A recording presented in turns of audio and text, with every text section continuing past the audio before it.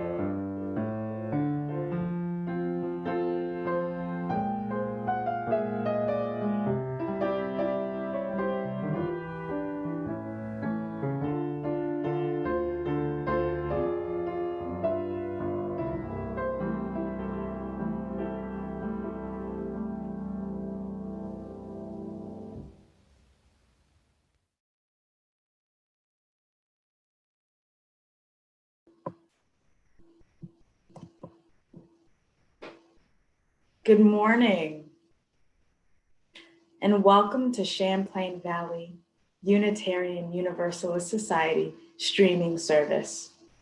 We are thrilled to have you with us. My name is Esther Thomas, and I am a member of this congregation, and this morning, I am delighted to serve as your worship associate.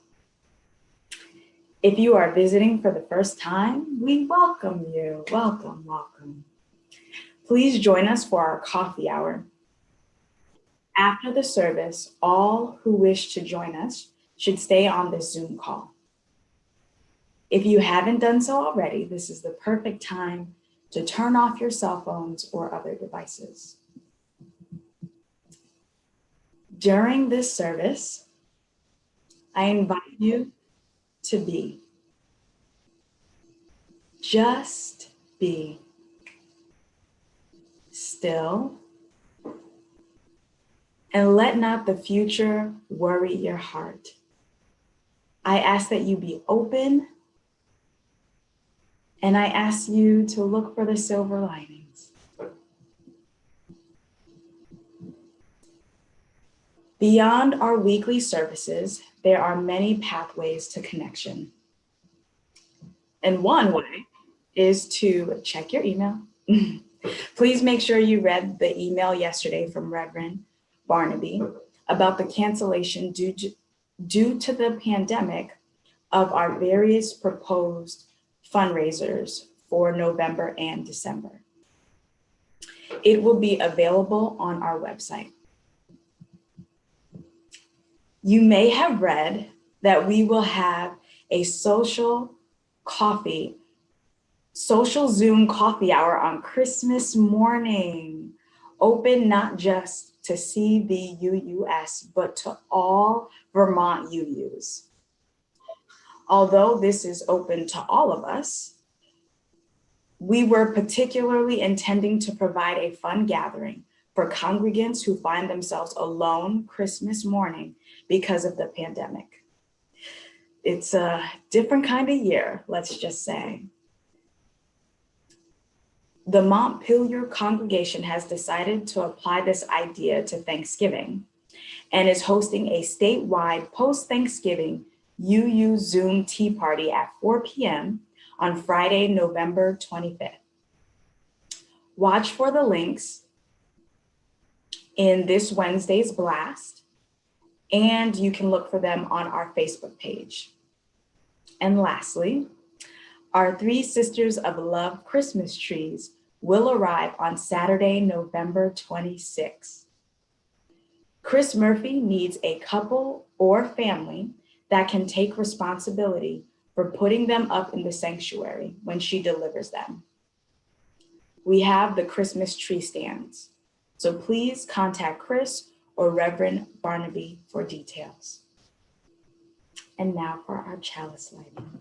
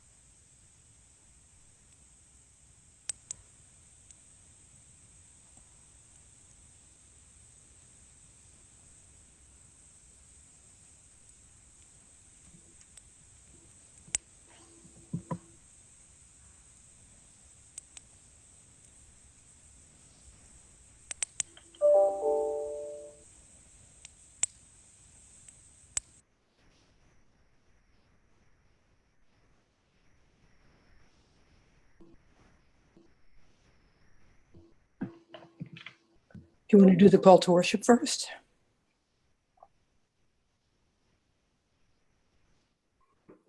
Sure.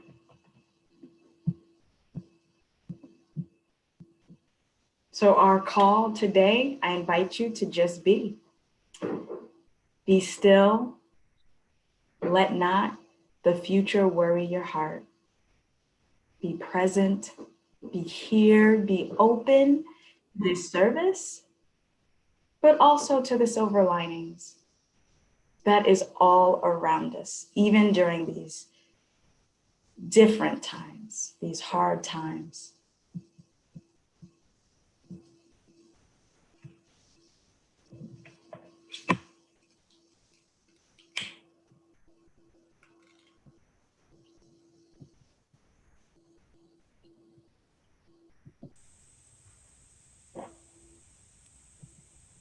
We light this chalice, symbol of the light within us and around us. May this gathering for worship enlighten our hearts and our minds and our souls. And may the inner light of the Spirit be kindled by our time together. Amen.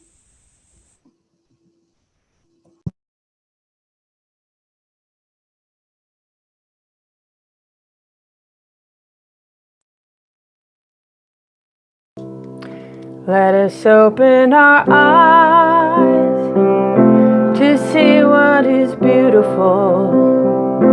Let us open our minds to seek what is true. Let us open our hearts to love one another. And may we walk in peace. Let us open our eyes to see what is beautiful. Let us open our minds to seek what is true. Let us open our hearts to love one another.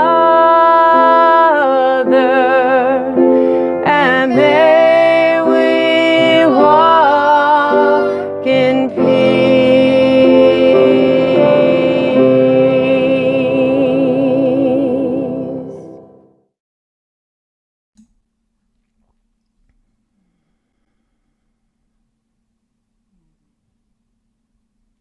Good morning. So today I want to talk about gratitude and share a book about that. Gratitude is expressing thankfulness. So expressing means saying something out loud or writing it down, but not just keeping it to yourself, right? So you might write a note. You might actually say thank you to somebody. That's what gratitude is about. And the book that I've picked is about a Cherokee community, so a First Nation community. First Nation is American Indians, celebrating things throughout the year. So you'll see all 4 seasons, you'll see a bunch of holidays that they celebrate, and what you'll especially see is the way the community is grateful and says thank you for many different things as the year goes on. The book is written by Tracy Sorrell, who is a Cherokee woman. And as you hear the words and look at the pictures, which I'm going to share right now, hopefully, there we go. I encourage you to try to notice things from the book that remind you of your own life. So are there people or places or things they do that make you think of yourself, and maybe things that you do at this time of year or at the different seasons? We are grateful. Ojali Heliga. Wait, I need to say one more thing. I'm actually really nervous, which I'm usually not, because there are several words in this book that are Cherokee. And I've spent a bunch of time trying to learn how to say them right. And I'm nervous that I'm going to screw them up.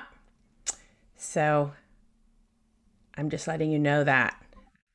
And I ask for your forgiveness if I do say them wrong. I'm trying my best as I can. Okay, here we go. We are grateful. Ojali Heliga, which means we are grateful.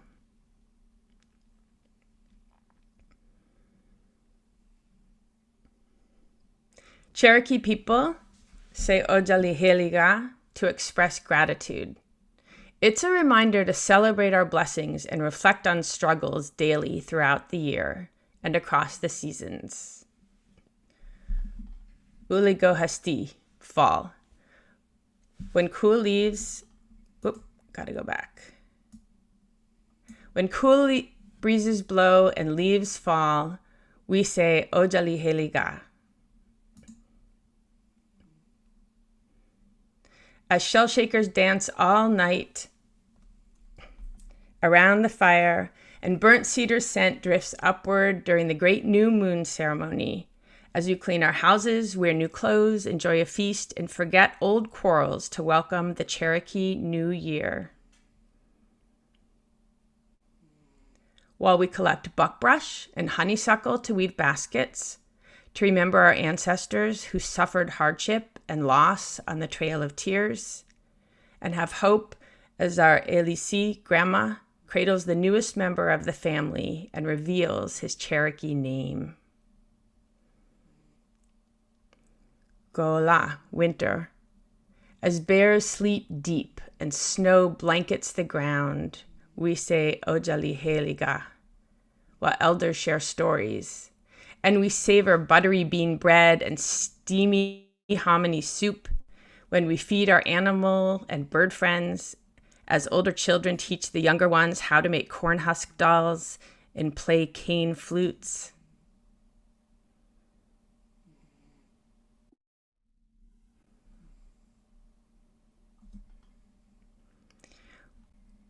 While we gather to remember an uncle who has passed on, as men cuddle babies and sing traditional lullabies in Jaligi, Cherokee.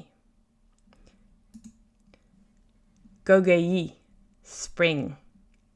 When showers fill streams and shoots spring up, we say Ojali Heliga. I love this picture. This is like a mural. while men sing, asking for thunder and lightning, their protection of the emerging sprouts that women tend as we gather wild onions, spring's first food, and serve them with hen's eggs, as we practice patience to sew pucker toe moccasins and coil clay to build beautiful pots.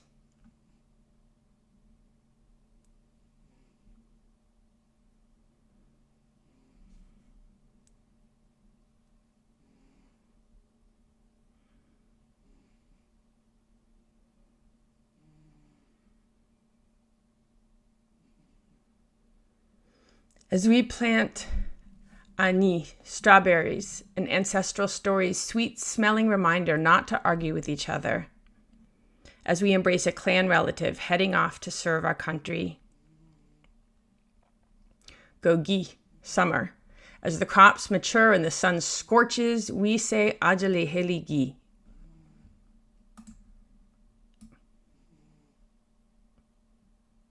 When we grasp our gigs and wade into the cool creek to catch crawdads for supper, as we sink our teeth into the season's first harvest at the green corn ceremony, while we click-clack sticks, chase a small ball, and fling it high at the stickball game pole.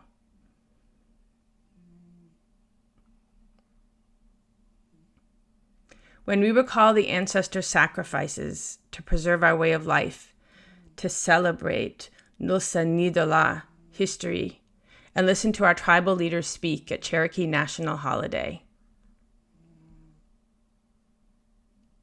Every day, every season, Ojali Heliga, we are grateful. So I have a suggestion for everyone for this week as you go into this week of Thanksgiving, a holiday that for many of us is about families and gratefulness and food, but also for many First Nation people is a day of mourning and sadness. I encourage us all to really practice gratitude, and here's what I think you should do. Every night before you go to bed, it could be the last thing you do in the day, say out loud or write down 3 things that you're grateful for, or say them to someone else. Studies have actually shown that people who do this, who keep a gratitude journal or say it out loud, but don't just think it, but say it out loud or write it down, are happier and more grateful for saying it. Maybe for those of you that got the reinvention bags, that's all the 30 families I delivered bags this week. You all got little slips that have questions in them to read at the dinner table. Things like, what abilities do you have that you are grateful for? Or what inventions are you grateful for? And if you're interested in the conversation slips and you're not a family who got a bag, I can put the link in the blast this week. So, my friends, for this week, what I encourage you to do is to do the practice of the 3 things at night, to really try to express gratitude, especially out loud to the people around you. It means a lot, especially kids to parents. And I send you off with my blessing, and I miss you, and I love you.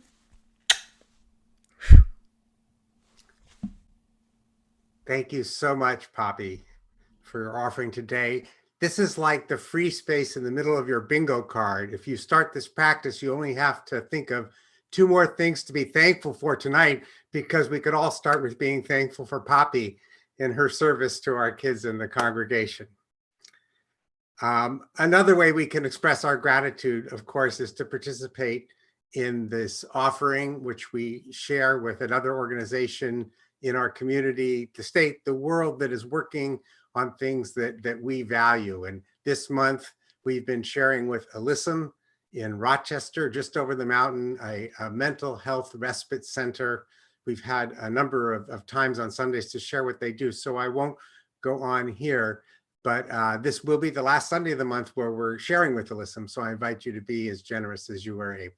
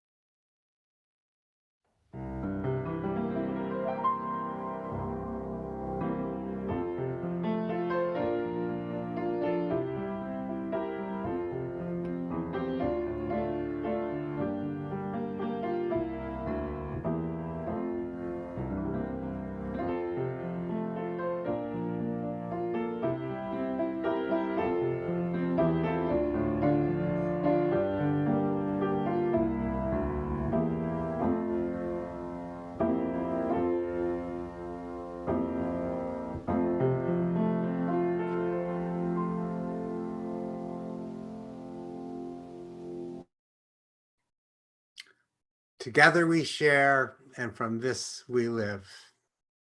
We're going to be doing that in a very special way this morning.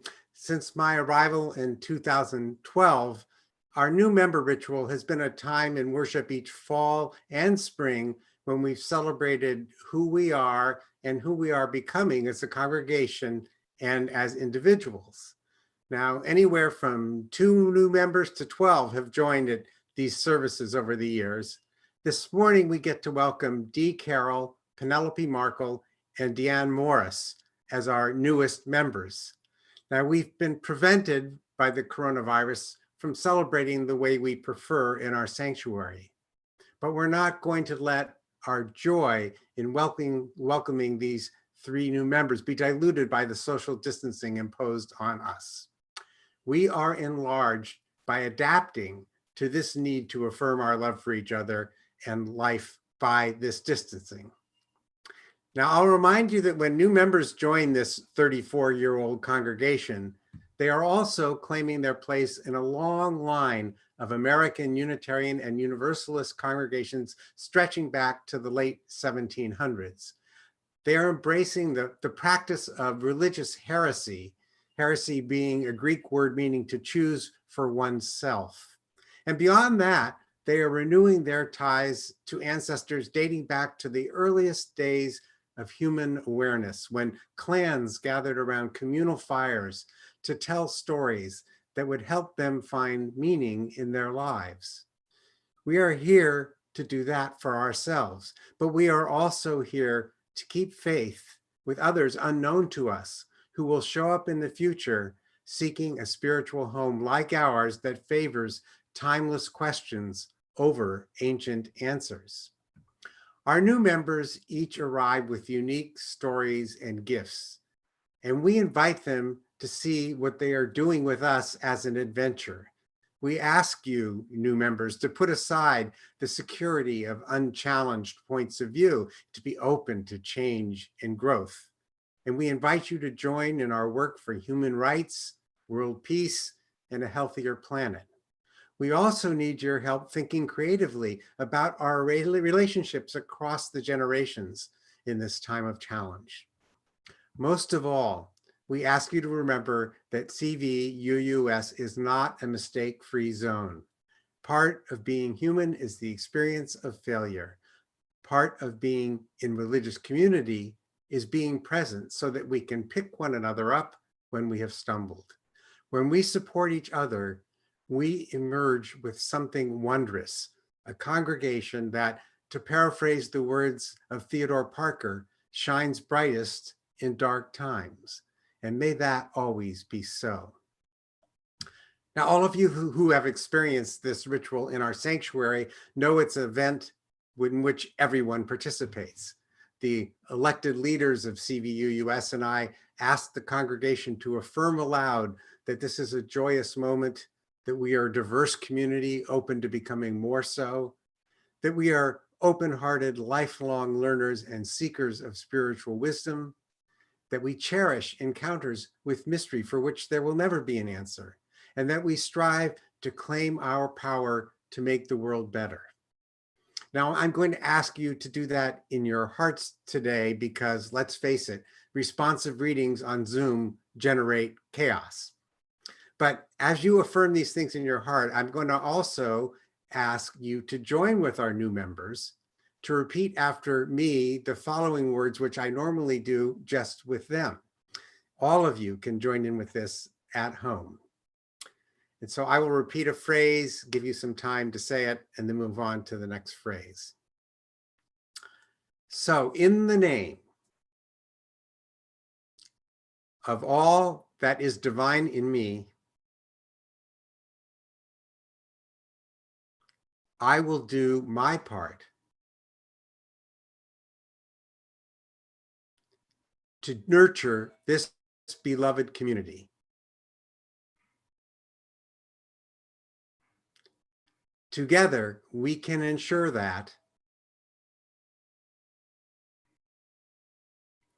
future seekers of truth and fellowship will, like me, find a spiritual home at CVUUS. Now, in the sanctuary, I would then invite the new members to sign our membership book, and we would give them some presents. I'll be arranging to get those presents separately to you, Penelope, Dion, and Dee, and figuring out how we can do that within the safety rules that are imposed on us. Typically, there's some kind of a memento or book, gift, and a rose that has thorns on it, unlike the rose that we give to new babies, which has the thorns taken off, because I think that as adults, you know that all good things do have their thorny points and you'll be able to handle them. Instead of our being able to deliver these gifts and watch you sign the book and have the joy that builds as that's happening, let's just Zoom our appreciation of this moment as best we can and pray that our gratitude for the chance to do that will be more than enough for the three of you to feel fully welcomed this morning.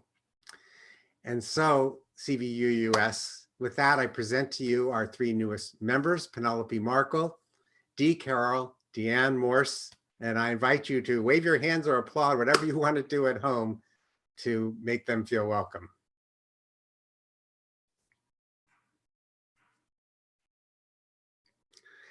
Thank you. We're now moving on to the time in our service that's normally here for milestones and joys and concerns. And this morning, I want to focus on just one milestone. During this week, we passed the milestone of the Transgender Day of Remembrance, which began in 1999 as a vigil remembering Rita Hester, a 35-year-old Boston trans woman and civil rights activist who had been murdered the previous year on November 28th.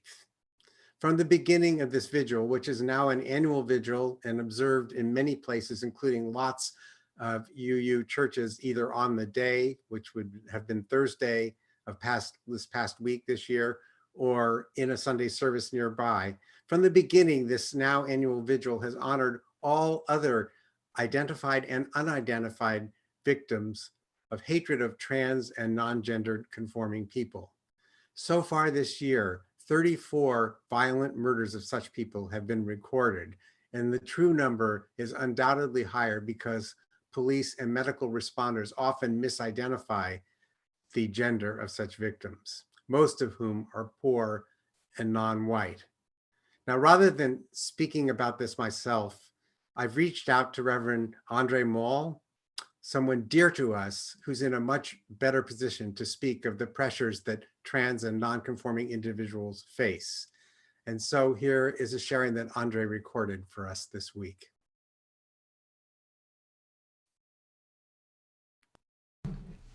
Hello, I'm the Reverend Andre Moll, minister from Central Unitarian Church, sending you all greetings from Paramus, New Jersey. To all of my friends over at the Champlain Valley Unitarian Universalist Society. For those of you that don't know me, I was a member at CVUUS from 2009 through 2019, and it was at your congregation that I discovered my call to ministry. CVUUS sponsored me through my seminary process. And it's also while I was at CVUUS that I discovered another type of call. A calling to my gender, a calling to my more authentic self. And I wanted to share a couple reflections about that as we honor the Trans Day of Remembrance. Now, every trans person has a different experience of the call to their gender.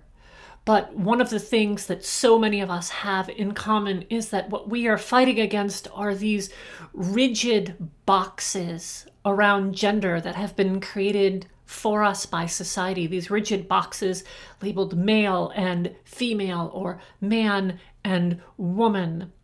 And we're pressing up against these rigid boxes that really confine us and try to keep us in a specific place with regards to our gender.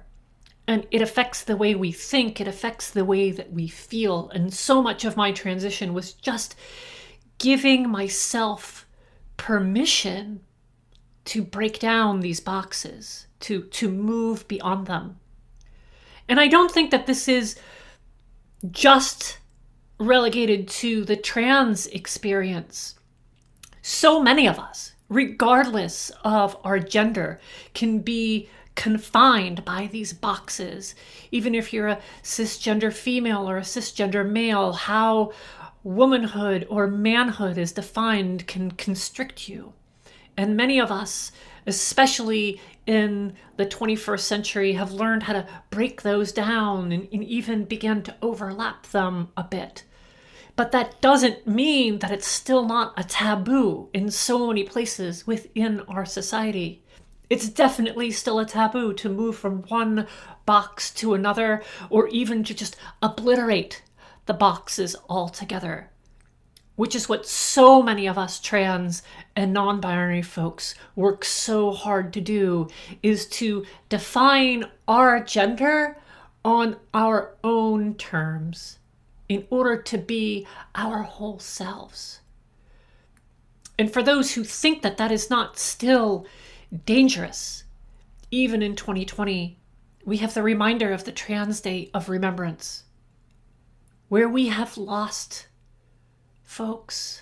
People have lost their lives because of the taboo of playing with these boxes, of moving beyond these boxes, especially trans women of color. And if you look at those lives that we lost this year, so many of them were teens or in their 20s or 30s, regardless of age. One life too many, one life lost too early. And for many of us in the trans community, we see this day not just as one of remembrance, but we see it as one of resilience. Resilience because we are not defined by this violence which is imposed upon us. Resilience because we attest that in our wholeness, these two options are not all that we have.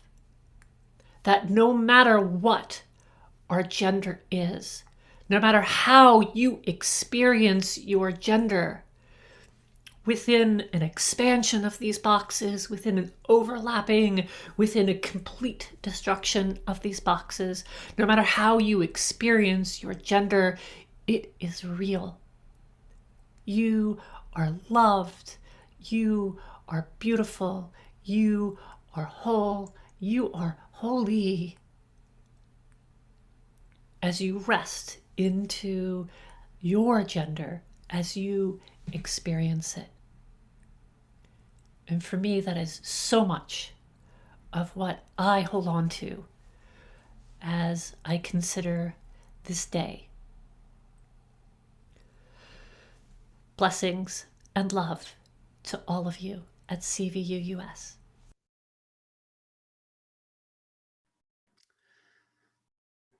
Thank you again, Andre.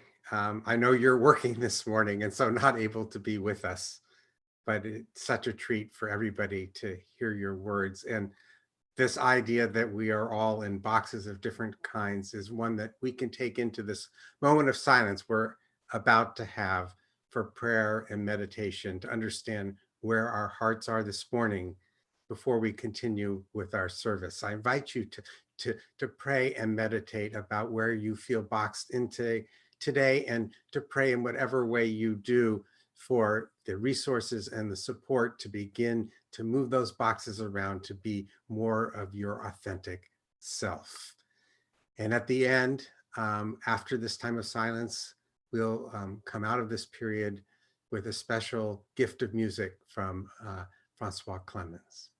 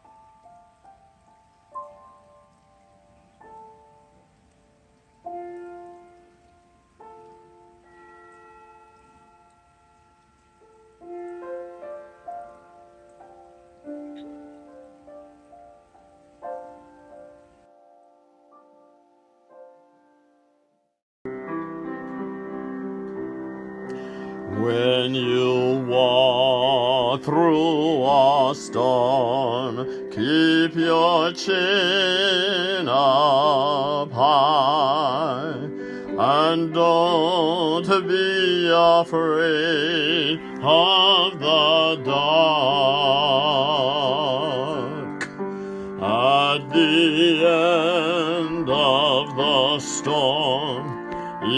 the golden sky and the sweet silver song of a lark. Walk on through the wind, walk on through the rain, though your dreams be tossed and blown. Walk on, with hope in your heart, and you'll never walk alone. You'll never walk alone.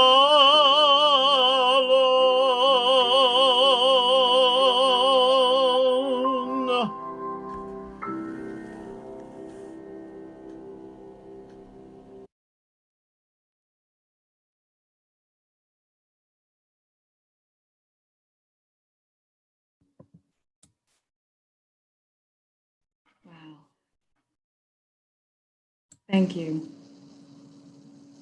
Consuela.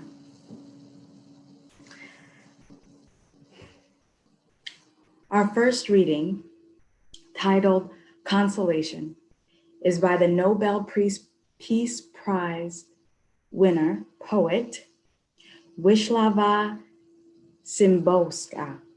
I apologize for my pronunciation, but thank you for your patience, who died in 2012 at the age of 88. The poem refers to Charles Darwin, the British scientist, and his pioneering studies of evolution and the rise and fall of different species of living things, including humans. This translation from the original Polish is by Claire Kavanaugh. Darwin.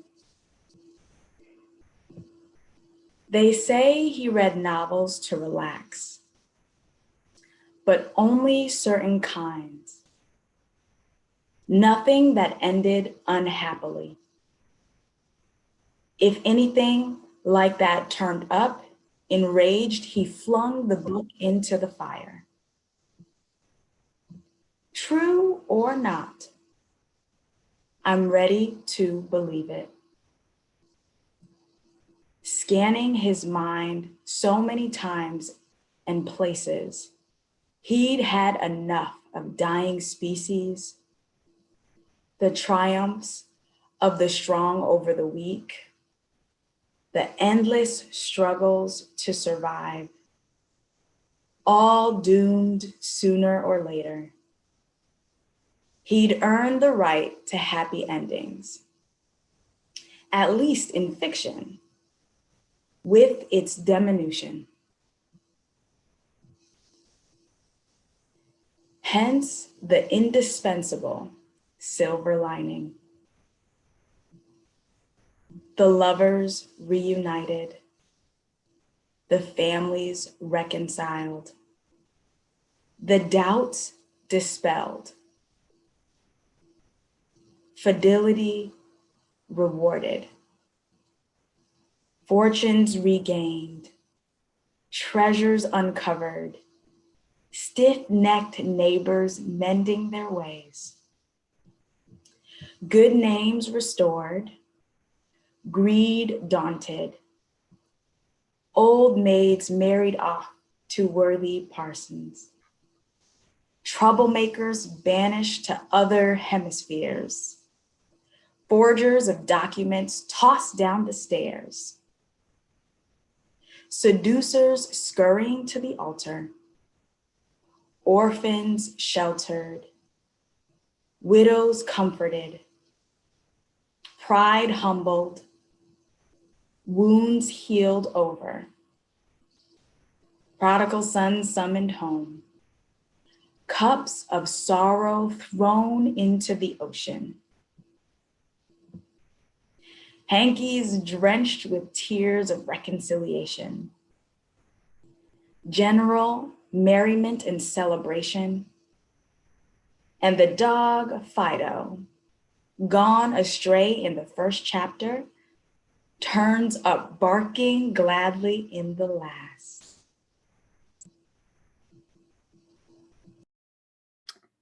Thank you so much, Esther, for that reading of the poem Consolation.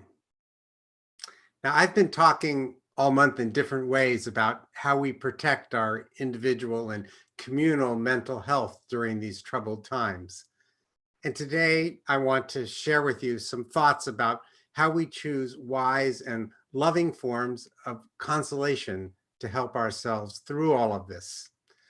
And we recognize that even our best efforts at that can go astray. There's a whole strain of pandemic humor about this. I read a joke the other day. A woman's talking to her friend and she said, my husband saw how down I was and he brought out a map of the world and he put it up in the kitchen and he gave me a dart and he said, throw it, and wherever it lands, that's where I'm taking you the minute the pandemic is over. And so the friend says, okay, well, where are you going? She says, well, unless the rules of this game change, we're going to spend 2 weeks behind the refrigerator. So the darts we throw for where we're looking for consolation don't always end up on the map, but still we keep trying. And I love the image of Charles Darwin painted by Wisława Szymborska in this poem Consolation. Here's this great scientist faithfully gathering and accumulating evidence for a vision of the world devoid of happy endings. But he claims the realm of his living room and his fireplace as a place of respite from that depressing vision. Yes, his life in science is forcing him on what was a reluctant spiritual journey from the Anglican Christianity with which he grew up to agnosticism about the nature of God and an afterlife and everything like that. And what does he read for relief from the stresses of his life? Only novels with happy endings. Those that fail in their job, that job of cheering him up, get tossed into the fireplace. When I first read this, it made me recall visiting my college roommate who became a dairy farmer in Paulet, Vermont, one winter weekend many years ago, and watching him toss socks with holes in them into his wood-burning stove in his kitchen. He had fewer socks at the end of this exercise, but getting rid of them this way, instead of piling them up for mending that he knew he would never get to, made him happy. Cheering Darwin up would have been a lot to ask of any novel. He was frequently ill and he loved his family, but he suffers with the deaths of 3 of his children. He agonized for close to 20 years about whether to publish The Origin of Species, his famous study challenging traditional religious beliefs of how animals and humans came to exist. Now, when Szymborska paints this picture of him throwing the novels that don't work for him into the fire, she cleverly brings us into the poem as co-conspirators with this book-burning regime by noting that it might be a myth, but it's one she's ready to believe, and saying, in essence, I hope you're ready to believe it too. And as you heard, she offers a long litany of happy endings. A lot of the ones that we would be familiar with from reading other literature or even in our own lives. And the last on this list is an example that surely would have appealed to a dog lover like Darwin. The dog Fido, gone astray in the first chapter, turns up barking gladly in the last. But it's the beginning of her list that warned me she might be playing some tricks with us. In front of all of the specific happy endings, she names a generality, the indispensable silver lining. It's natural, she suggests, to search for happy endings, even when we find them only in fiction. But a silver lining may be more indispensable than that. It is a consoling event in the middle of a disturbing situation. It's not a happy ending that helps us put distracting losses and separations and injustices behind us. A silver lining was literally the light at the edge of a cloud blocking out the moon. In olden days, when the phrase was coined, a silver lining made travel safer and hidden truths sometimes became slightly visible. Once the cloud is drifted on, there's a lot more precious light because the moon is there, but there's no more silver lining. When we can once again have big gatherings with friends and families for Thanksgiving, or worship together in our sanctuary, something all of us are longing for, that won't be a silver lining for all that we have endured up until that point. It will be a happy ending, a payoff for our sacrifices to flatten the curve of pandemic infections. That's a helpful distinction, I think, for these troubled times in which we now live. We do want to reach a happy end of the pandemic. We do want to recapture that joy of gathering in our sanctuary and celebrating holidays like Thanksgivings and friends with family. But we don't live at the end of that novel. We are always in the thick of it right now. And until we can get what we want in the long term, what we really want is a lot of silver linings that we might be able to get right now. Now, here are some examples. And as I offer them to you, maybe you can let us know in chat if you have some of your own to share. And in a few minutes, we'll try to call on you to unmute yourself at the right time and take advantage of our technology for a little bit more congregational life. So here are some examples that I think fit the definition of silver lining. The pandemic has crippled our economy, but a silver lining is that we are now on track to cut carbon emissions in the United States this year by 9%, an amount that coincidentally puts us back on track for meeting our goals in the Paris Climate Accord that President Trump took us out of. But for the pandemic, we would have cut our emissions this year only 1%. This has provided us with temporary breathing room to work on the radical changes we need to meet our long-term obligations to that treaty as President-elect Biden prepares to re-enter the agreement. The terrible surge in COVID-19 cases this fall had a silver lining for vaccine development. It cut the time researchers needed to recruit the number of test subjects they needed to gather the safety and effectiveness data required for approval of new products. So we'd rather not have the surge in COVID-19, but the silver lining is we may get the vaccine sooner. Another silver lining is the explosion of good news stories about people doing creative things that they had never imagined before to combat injustice, spread compassion, or simply share spirit-lifting music and artwork of every sort. Now, these stories are being documented in lots of different ways. One I found was an online news aggregator called Coronavirus, which collects stories of, quote, everyday people choosing love over fear. Now, Karuna, K-A-R-U-N-A, is the Sanskrit word for compassion. And the organization's motto for this online site is coronavirus sounds like corona, but is more contagious. Now, at this point, I'd like to see if Esther has noticed in the chat any people who have some of their own examples of silver linings that they would like to share this morning. Did anything pop up there, Esther, while I was talking? No, not yet. Okay, well, I'll just tell myself that the words were so enthralling, no one could tear themselves away for chat and live with that little happy ending. What? They're popping up now. Oh, they are popping up now. Okay. So why don't you call on some people, invite them to unmute themselves and share those. Sure. Helene and Larry. Hello, good morning.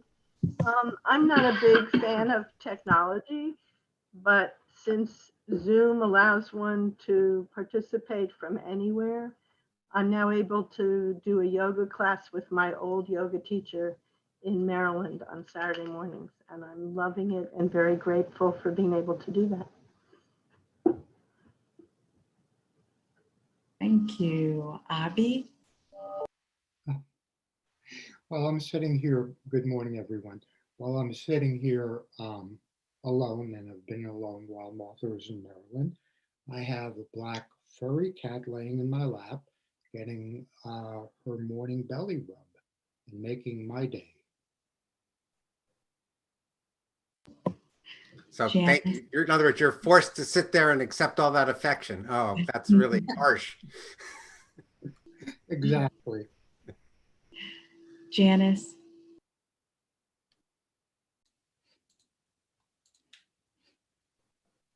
Hello. I had said that it gives an opportunity for more new families and individuals to move to Vermont, since there's probably going to be a long lasting opportunity for people to work remotely, work from home. I think that's good for our state. Excellent example. Liam and Mike. Well, it was about a year ago today that I asked Mike, what's on your bucket list, really on your bucket list for this later seasons of our lives together? And he said, I like where we live in Middlebury, but I wouldn't mind living on the shores of Otter Creek, maybe in Virgins, small, modest house. That sounds good. 2 hours after he said that, he looked in the newspaper and there was his bucket list house. And so this COVID virus or quarantine time has just meant we're getting it ready for friends to come over as soon as the virus is done. It's sort of like speeding vaccine development. You're speeding house construction. Ellen. When I saw the town of Middlebury would allow campfires in the backyard, I talked to the condo board and we approved. I am the president of the board, but that's not why they approved it. That we could have campfires in our backyards here at the condominiums. And Ravel Allen, who's a member, is my next door neighbor. So we have a nice fire pit where we've been able to meet in beautiful Vermont through the pandemic.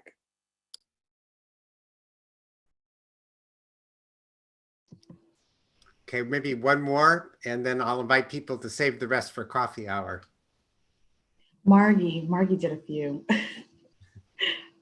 Just both Ollie and I have been baking bread, and we're both getting to the point where we can just kind of do it. And we were inspired by Michelle, of course, who is the master bread baker, and by Jean Terwilliger, who's also an amazing baker. So yes, it's certainly changed how we eat in many ways, everything that's gone on, and not just the virus, but just pounding that bread is a relief from the political scene and stuff like that as well. So, well, I hope this list will go on and on for you as you think about it. Silver linings tend to pop up like weeds without planning. But that doesn't mean we can't garden them once we see them. Once we notice something like these COVID-driven climate change benefits, we can focus on nurturing and amplifying them. And that's how today's silver linings become tomorrow's cultural gold and spiritual gold and political salvation. I started this sermon with a little joke. I have to say that there has been more and more COVID humor piling up, and one I saw recently that summed it up was a cartoon. It showed two medieval soldiers on top of a castle wall looking out, and one of them is saying to the other, "I don't mind sieges. You get to know people, share things, and see the family more." And I think that all of us are under siege in many ways through this, and we are getting to know people differently, share things, and see family more in some cases if we happen to live with them. But another way to look at it is using the terminology that Andre mentioned in their testimony honoring Transgender Day of Remembrance. We're all experiencing more of the feeling of living in various kinds of boxes. And marginalized people like transgender folks, Black Americans, Indigenous people know this drill so well. They've been forced to live in so many boxes for so long. So maybe one other silver lining of 2020 will be that instead of failing to fully support their freedom to live their authentic lives, we will recognize that many of them have developed hard-earned life skills for coping with boxes, and perhaps we'll be more open to finding in such people heroes and leaders in our work to respond humanely to the challenges of these times.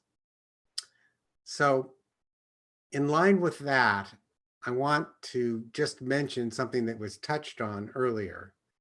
I'm finding not being able to celebrate Thanksgiving as usual is making me more aware that Thanksgiving has become a national day of mourning for Indigenous people.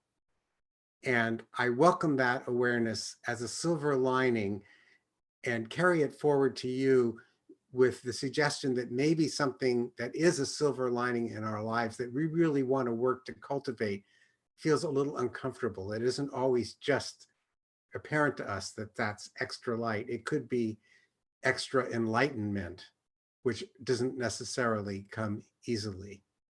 Blessed be and amen.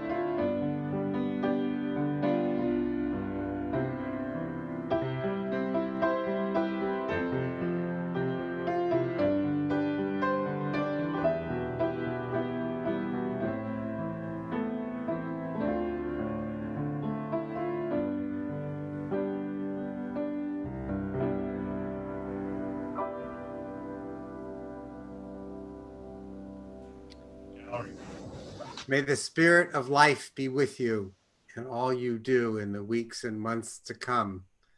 And with its guidance, may we too become more expert in making the boxes that we're in the starting points for our next adventure, rather than prisons for the one that we currently are in. Blessed be. So I should go to gallery view? Yep. All right, and then walk. Oh, no, this is taking more music.